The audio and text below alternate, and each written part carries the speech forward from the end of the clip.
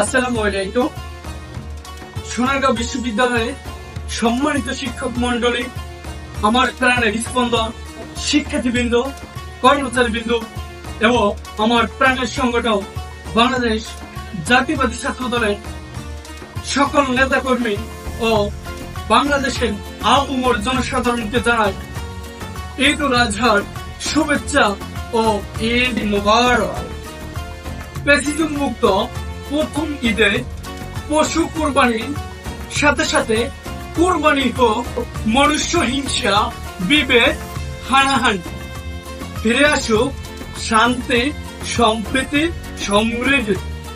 এই ঈদ আমাদের নৈতিকতা, ত্যাগ, সহানুভূতি, একতার প্রতীক।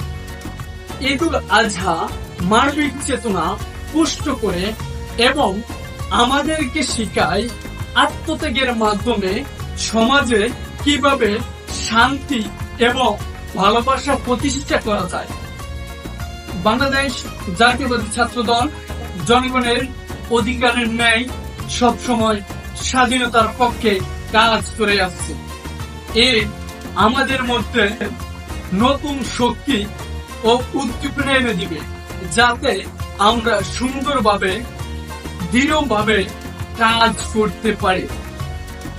আসুন আমরা সোনারগাঁও বিশ্ববিদ্যালয়ের ছাত্রদল ঈদের আনন্দ উপভোগ করার পাশাপাশি সমাজে মানুষের সুখে দুঃখে এবং মানুষের ভোটাধিকার প্রতিষ্ঠা করার জন্য আমরা ঐক্যবদ্ধভাবে কাজ করব।